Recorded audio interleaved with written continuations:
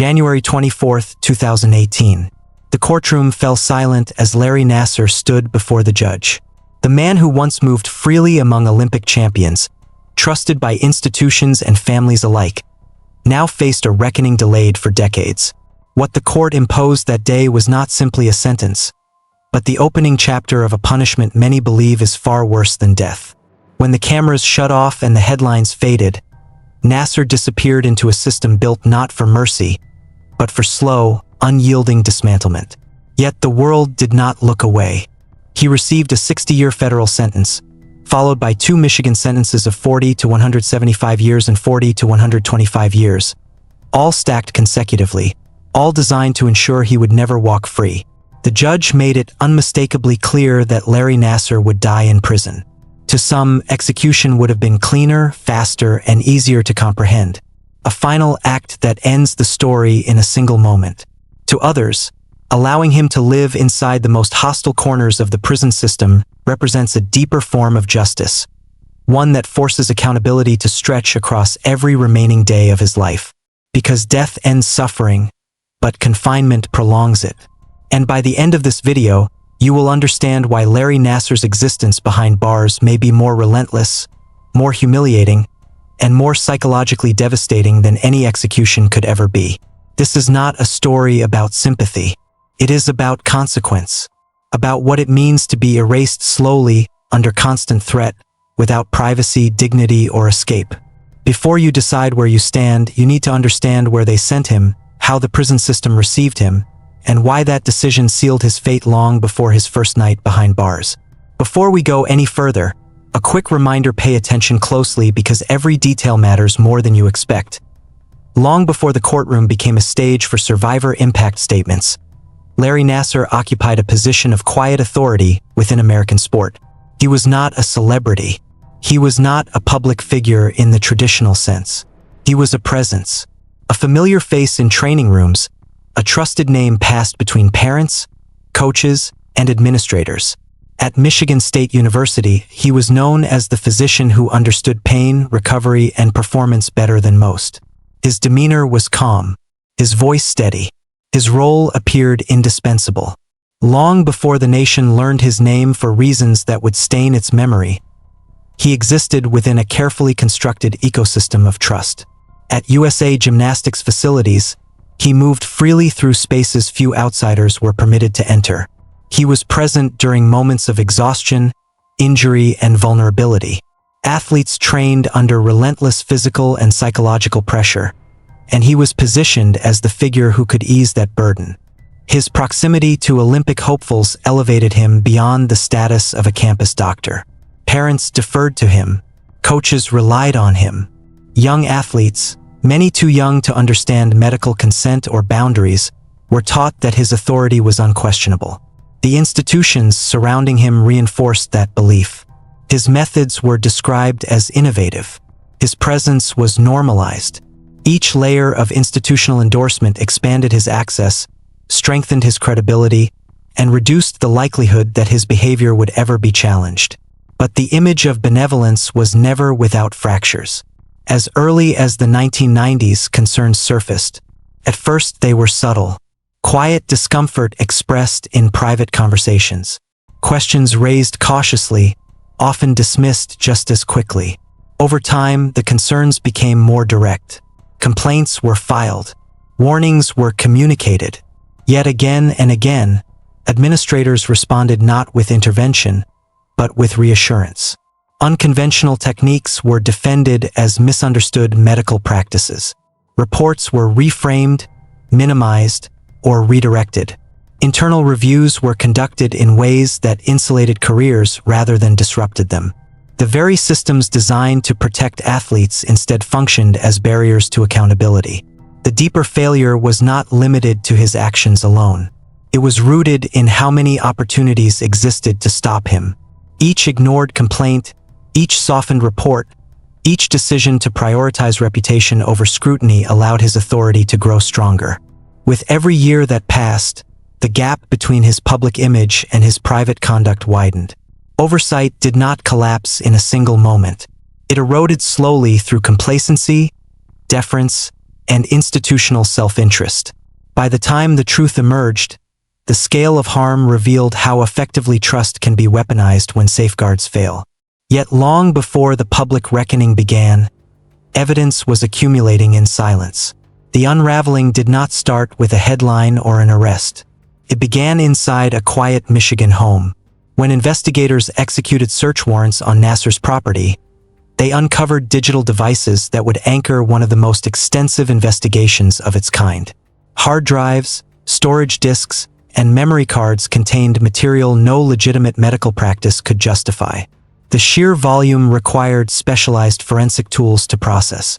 Analysts reconstructed deleted files, traced metadata, and established timelines spanning years.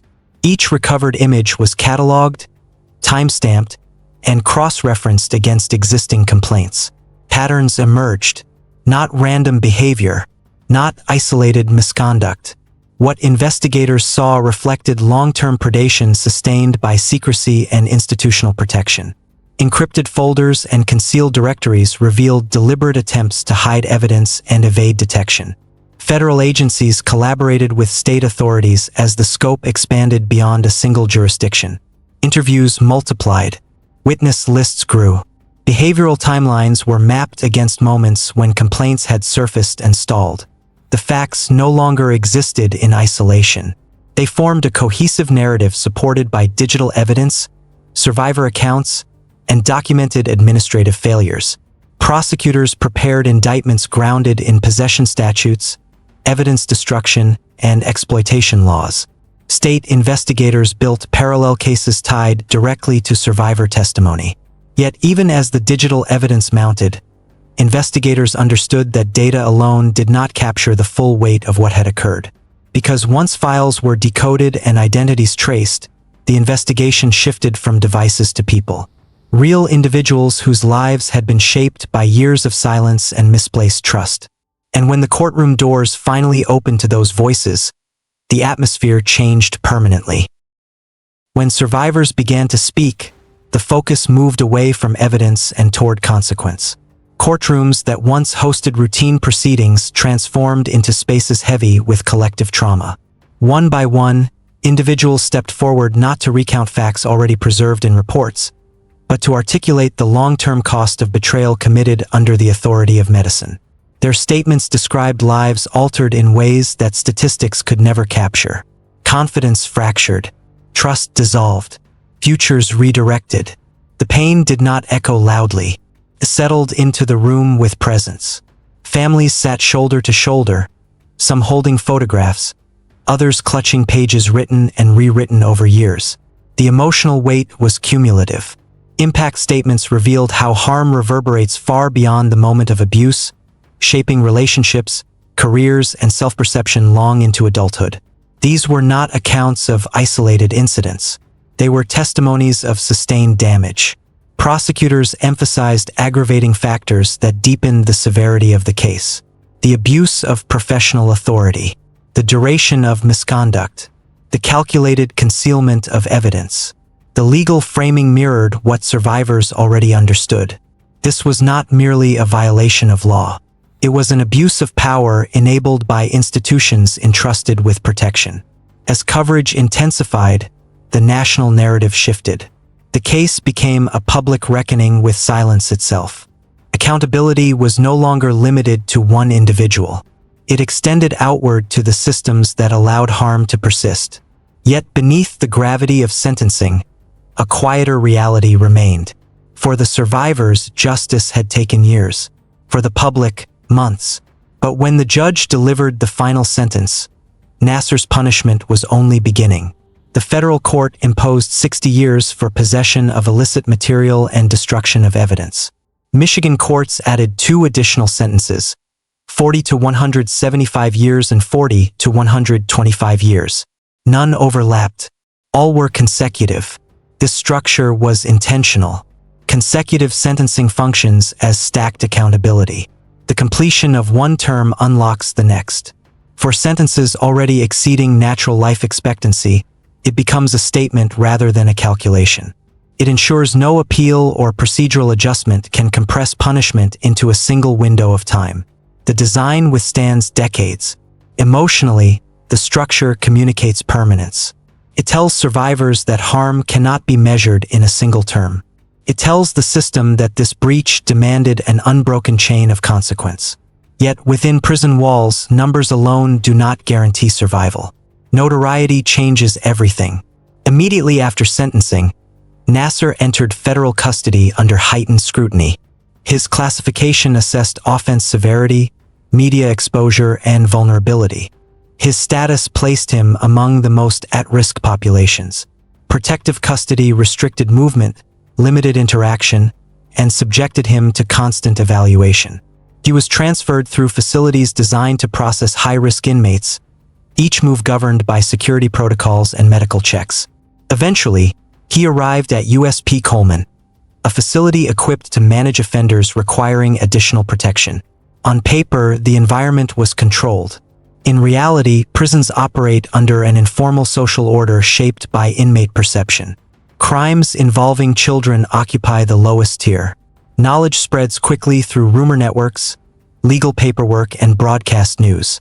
High-profile cases rarely fade into anonymity. His name carried weight long before arrival. Within Coleman, hostility simmered beneath routine operations. Staff movements and tightened procedures signaled his presence. Silence followed him through corridors. Glances lingered. Tension accumulated. Survival depended on forces beyond his control. The humiliation was constant. And then, during a routine moment, the threat materialized. On July 9, 2023, an inmate exploited a brief lapse in supervision. The assault was swift and targeted. Multiple strikes delivered with intent. Emergency protocols activated. Officers intervened. Medical staff initiated triage. Wounds were assessed for depth and internal damage. Imaging scans searched for unseen trauma. The objective was not comfort. It was preservation of life. He survived. But survival inside prison often marks the beginning of deeper isolation. Protective measures intensified. Movement narrowed. Monitoring increased. Psychological effects followed. Hypervigilance. Sleep disruption. Persistent fear. Each adjustment reinforced a singular reality. The danger had not passed. After the attack, confinement entered a new phase. Administrative isolation was framed as protection, but it functioned as erasure. Housing assignments changed. Interactions were reduced to necessity. Surveillance became constant. While designed to prevent further harm, these measures accelerated psychological decline already shaped by public condemnation. Survivors of targeted prison violence often carry permanent vulnerability. Word spreads. Symbolism attaches to the act itself. In his case, the assault elevated risk rather than resolving it. Threat assessments continued. Each review reached the same conclusion. Exposure remained dangerous. Physical recovery brought lingering complications. Sleep disturbances, heightened sensitivity, startled responses to routine sounds. Mental health staff documented symptoms consistent with chronic stress. Daily life narrowed into repetition. Recreation occurred alone. Meals were separated. Even medical visits required specialized escort. Each layer of precaution deepened isolation. Survival became a matter of endurance rather than safety. As custody level shifted, routines erased identity. Days followed rigid schedules. Communal spaces disappeared. Roles that once defined him lost relevance. Credentials meant nothing. Work assignments were restricted. Educational programs inaccessible. Group treatment incompatible with protective housing. Sex offender treatment required engagement impossible under isolation. Even recreation offered limited relief. Monotony compressed time. For someone whose former identity rested on authority, the collapse was total. Yet the most enduring punishment extended beyond physical confinement. His name existed outside prison walls. Documentaries, legal training materials, and public discourse preserved the case in national memory. Unlike many offenders, obscurity never arrived. Oversight hearings revisited institutional failures. Settlements acknowledged harm measured in hundreds of millions. Reforms reshaped athlete protection policies. Survivors became advocates. His legacy expanded without his consent. History did not fade. The record remained accessible. His identity was cemented by public reckoning. Institutions once positioned to protect had failed. Universities dismissed early concerns. Governing body delayed intervention. Federal agencies stalled. Each failure fortified the conditions that allowed harm. When truth surfaced, accountability followed. Policies changed. Safeguards strengthened. In an irony of consequence, the system that once shielded him ensured his permanent confinement. His imprisonment symbolized the culmination of systemic failure. The reforms born from the case functioned as an extension of his sentence. Public acknowledgement that change was required because of what occurred. Yet no punishment restores what was taken. Inside prison, his existence continued without relief. Sentences stretched beyond life. Autonomy disappeared. Anonymity was impossible. Each year deepened separation from his former self. The question that remains is moral rather than legal. Is a lifetime without endpoint more severe than death? Is prolonged uncertainty a harsher consequence than finality? His reality offers no resolution, only endurance. For survivors, justice is complex. For the public, judgment varies. What remains undeniable is that punishment here is not a moment. It is a lifetime unfolding slowly, under constant awareness, without escape. Which brings us to the ethical crossroads at the heart of this story. Larry Nassar's continued existence forces a question that unsettles both moral intuition and legal reasoning. Is being kept alive under total control more severe than being put to death? His reality provides one way to examine that question. There is no parole waiting in the distance, no rehabilitation narrative, no chance of re-entering society under any name or condition. His former identity no longer exists. What remains is a number, a file, and a body maintained by a system engineered to confine, regulate, and neutralize him permanently. In many cases like this, public debate gravitates toward execution as the ultimate form of justice. A clear ending, a final line drawn. But in Nassar's case, the absence of an ending becomes the punishment itself. Every day blends into the next with identical structure, identical limits, and identical reminders that the world he once occupied is gone forever. There is no countdown, no release date, no closure. Unlike a sentence that concludes in a single moment, this form of consequence extends across decades, compelling him to live within a future that has already been sealed by his past actions. Safety is never absolute. Even under constant supervision, his notoriety follows him, ensuring that threat is not hypothetical but ever present. The strain of existing under perpetual risk becomes a punishment distinct from physical confinement. Time stretches, purpose erodes, identity dissolves into repetition, and within that narrow existence, the weight of awareness becomes inescapable. For survivors, the questions do not resolve easily. Does enduring decades of fear and isolation amount to justice? Can prolonged psychological suffering balance irreversible harm? Or does the lack of finality create a punishment that surpasses even execution? Is living without hope a fair response to lives forever altered? Does sustained psychological erosion constitute accountability? These are not questions courts can answer. They belong to the public conscience. Nassar's story does not conclude with sentencing, nor with isolation, nor even with the violent attack that nearly ended his life. Its impact continues through the survivors who carry the consequences into adulthood. Individuals whose trust was shattered in places meant to protect them. Their voices forced institutions to confront failures long ignored and reshaped national conversations about power, oversight, and safety. The lasting stain of this case reflects a collective failure, a reminder of what happens when authority goes unquestioned and reputation is valued over protection. His punishment, no matter how severe, cannot restore what was taken. Inside prison walls, his existence continues without relief or resolution. Sentences extending beyond a natural lifespan signal permanence, not mercy. Each passing year widens the distance between who he was and what remains. a life defined by confinement, fear, and irreversible consequence. So tell me in the comments, is Larry Nassar's life in prison a punishment more severe than death, or does justice still fall short?